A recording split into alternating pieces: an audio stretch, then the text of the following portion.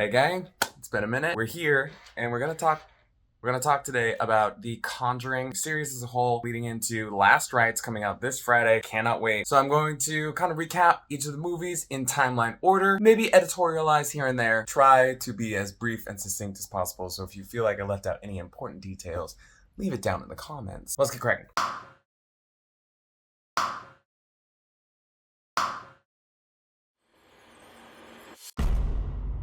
The sisters in a Romanian convent are experiencing some paranormal activity. I see what you did there. Which leads one sister to apparently commit suicide. The church calls on Father Burke, played by Damien Brashear, who has some experience in the paranormal realm. They pair him up with Sister Irene, played by Tisa Farmiga. I think I said that right. The train drops them off at a nearby village of Bertain, where they meet this young, handsome devil named Frenchie, and he also happens to be the one that found the body of the hung nun. Frenchie and Irene get a little flirty. In the convent, they meet the Mother Superior, looking like a Bene Gesserit, who tells them they gotta wait until morning to talk with the other sisters and really begin their investigation. Spookies ensue in a graveyard. Frenchie takes a cross and goes back to town. Burke finds some old books, and in so he learns that there was a demon that was summoned in this castle in the Dark Ages who goes by the name Valak. There was a doorway that was sealed by the church using the blood of Christ during the World War II bombings. They shook the door open, and now Valak's back to cause some shit. Irene learns that Valak is a shapeshifter who changes into whatever form is most likely to challenge your faith. So a nun. Night falls and Valak is hungry. Me so hungry. Frenchie returns and saves Burke from a medieval zombie. Irene has a scary prayer circle. They realize that all the sisters they've spoken to have been dead the whole time. The whole time. They put on their big kid panties and they realize that they gotta shut this door. Who else is gonna go do it? More spookies ensue. Valak fights Frenchie, bites Burke in the eyeball, and Irene outsmarts Valak with a Jesus blood spit take. Valak disappears, the door's closed, and they took some hits, but all is right with the world, right? Frenchie, what's on your neck? I am giving this 2.5 shots. Samuel and Esther Mullins had a daughter named Annabelle who got hit by a car in a tragic accident. Boom! While grieving, they prayed and prayed to anything that would bring the return of their daughter, and in doing so, accidentally summoned something else. The spirit asks if it can be moved into a doll that Samuel Mullins made for Annabelle. Because they missed their daughter, they said yes. Stupid! All hell breaks loose. Esther loses half of her face to the demon, and then they lock the doll away with the help of a father and put her in a room that's full of scriptures to try to keep the evil contained. 12 years later, they invite a group of orphan girls to come stay in their house, trying to make up for the sins of the past in welcoming this random demon. Stupid! Janice, a young girl who was crippled by polio, happens to find herself in Annabelle's room and happens to find a door to open the Chamber of Secrets. Spookiness ensues. The Mullinses are murdered by the demon who possesses Janice, but then Janice escapes. But hey, other orphan girls are safe, and Janice shows up 6 months later at a new orphanage, now going by the name Annabelle. But she gets adopted by John and Sharon Higgins, so all's fine, right? Right? I'm giving Annabelle Creation 3 stars.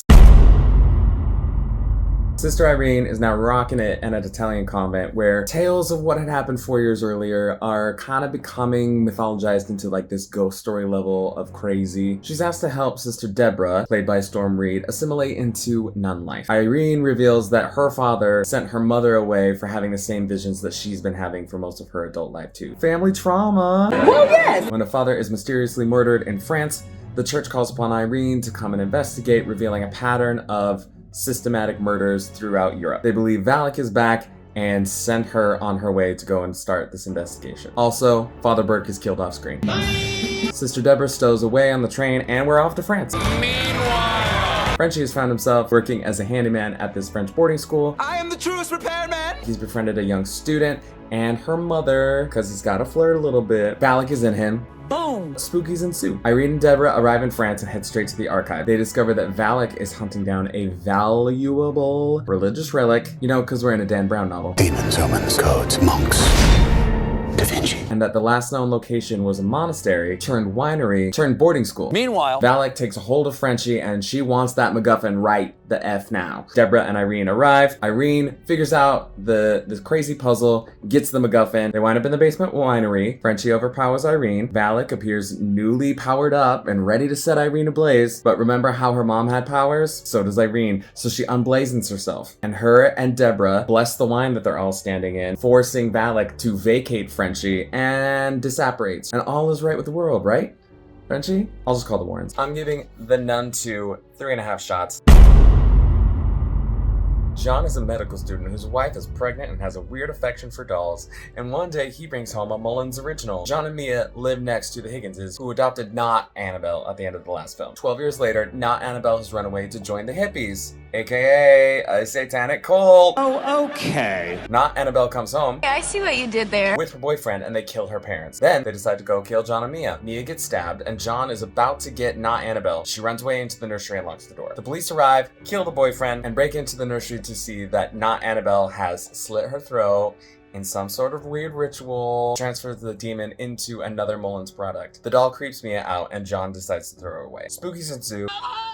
And after a freak popcorn accident and emergency birthing, John and Mia decide to move to a swanky new apartment. When they unpack, they find the doll that John threw away. Yeah, honey. It's me. And Mia says, no, let's put it on display. Stupid! Mia meets Evelyn, who is a bookstore owner who lost her daughter and believes that she's still around in life for a purpose. More spookies ensue, and John and Mia call the father of the church to come and get the doll. He does, and he gets attacked on the steps of the church by the ghost of not Annabelle. Meanwhile, The demon takes the baby, leading Mia to think if she commits suicide, the demon will give the baby back. John arrives home, stops her from doing this. Evelyn is there and decides this is why she's been here the whole time and jumps out the window with the Annabelle doll. The baby reappears and all is right with the world. Right? Where's the damn doll? A little while later, a woman shows up at a thrift shop and sees that the doll is there and decides to buy it for her daughter. Annabelle, I'm giving 2 shots. This is where the timeline gets a little messy. Ed Warren and Lorraine Warren, played by Patrick Wilson and Vera Farmiga respectively, are called out to receive the Annabelle doll. They take the doll home and put it in a glass case. Also somewhere in this timeline is when they actually meet Frenchie and do his exorcism. Lorraine Warren first encounters Valak and gets a little shaken in the process. Roger and Carolyn Perrone move their 5 daughters into a farmhouse. Pretty quickly, spookies ensue, and Carolyn seeks out the help of the Warrens to come and check out their house. They reluctantly agree and quickly confirm the house is haunted as hell. Find out that the house was once owned by a woman named Bathsheba Sherman, who was one of the witches accused in Salem witch trials, and in 1863 sacrificed her baby to the devil, proclaimed a curse on anyone who tried to take her land, and then hung herself from a tree at exactly 3:07. The Warrens go back with their team to document the spookies. Lorraine has a vision that her daughter is in danger, and so they race home. meanwhile, Their daughter Judy awakes and is haunted by visions of Bathsheba playing with Annabelle. The Warrens get home just in time to pull Judy out of the way of a flying rocking chair. Lorraine decides they have to go back to help this family. meanwhile, A possessed Carolyn takes one of the daughters back to the house. They all race back to the house just in time to stop Carolyn from doing a little scissor murder. no, hold on a minute. And they tie her to a chair. Ed attempts an unauthorized exorcism. And with Lorraine's superpowers, they are able to cast out Bathsheba. Boom. The Perrone family and their daughters are safe. What's next? I give The Conjuring 4 shots. The Warrens have had Annabelle for a few years. Their daughter Judy, now played by McKenna Grace, is being bullied in school and she also has the same powers as her mom. She's able to see ghosts. Because struggle. Judy's babysitter, Mary Ellen, wants to throw her an early birthday party when the Warrens are going out of town one weekend. Her BFF and bad girl, Daniela, wants to tag along because she wants to see the Warrens' spooky stuff. She wants to break into the occult room because you see, her dad died and she's sad. So she finds the keys, goes into the occult room, and touches everything. You idiots! Because she wants to talk to her dad, even opening Annabelle's case. You imbecile! Insane amount of spookies ensue. Judy wants to be cool, so she doesn't call it all off. Oh, okay. Cue supercut of ghosties. They put Annabelle back in the case, and once again, all is right with the world. What's next? I'm giving Annabelle Comes Home 4 shots. We're starting in here with the Warrens' investigation of Amityville. Lorraine just pops over to the astral plane because she can do that now. Oh, okay. And finally, officially, sees Valak, who shows her a vision of Ed's death. Meanwhile, Peggy Hodgson is a single mom living in Enfield, England with her 4 kids. One night, her daughter Janet convinces her sister to play with a Ouija board. damn it, Carl. Go wait in the hall. So, spookies begin. Janet starts waking up in different parts of the house and starts speaking with an old man, claiming that it's his property and they're all trespassing. And his name is Bill Wilkins. The police are called to investigate, but nothing they can do. Meanwhile, The Warrens' investigation of Amityville has been called a hoax. They try to lay low for a while, but both of them end up having visions of Valak. The church approaches them about Enfield, and they reluctantly go. More spookies ensue, and unfortunately they're unable to get any concrete confirmation of a spirit or a haunting in the house. They leave. We have to leave now. But wait! oh, no, hold on a minute. They didn't try playing the recordings simultaneously. Lorraine has a vision that Bill Wilkins is a pawn of Valak. Tells them that if they speak the spirit's name, they will be able to have control over it. Oh, okay. We're off back to the house. Meanwhile, A possessed Janet scares all of the family out of the house and ends up locking herself inside. But Ed, ever resourceful, Well, sorta, kinda. figures out a way to go through the basement and climb up inside the house. Lorraine, takes the beat and realizes that she knew the demon's name the whole time. Oh, the whole time you would. The whole time? And she gets upstairs just in time to see a possessed Janet fling herself out of a window as Ed catches her. And they're hanging by a curtain that starts popping ring by ring.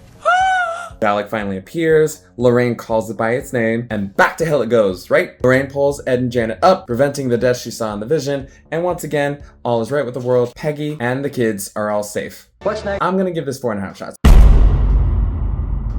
The Warrens are at the Glatzel family home to give 8-year-old David an exorcism. David does a little contortion act and the exorcism isn't working. Possessed David jumps on Ed and basically stops his heart. Arnie, who is David's sister's boyfriend, grabs David, pulls him off, and tells the spirit to take him instead. A few days later, Arnie violently kills his landlord and gets arrested for a murder that he doesn't remember committing because, he's possessed. The Warrens defend him, but now they have to find evidence that he was possessed. Well, yes. Lorraine uses her powers and helps solve a related murder. boom. And when she touches the body, she sees that there is a connection to what murdered her. A lady. What? They seek advice from a retired father who has a lot of knowledge and experience with investigating these satanic cults. The witch sends a totem to the Warrens' home, and this witch has forced Arnie to attempt suicide, but they stop him just in the nick of time. Through this all, Ed keeps forgetting his little heart medication. Damn it, Carl. Lorraine goes back to the retired father, and surprise! He's the witch's dad! Oh, okay. The witch shows up to the house. The witch kills her dad. The witch follows Lorraine into the tunnels. They end up having a bit of a power off. Ed does a bit of a "here's Johnny" with the sledgehammer. But with the power of love, the Warrens break the curse. The demon that the witch summoned kills her.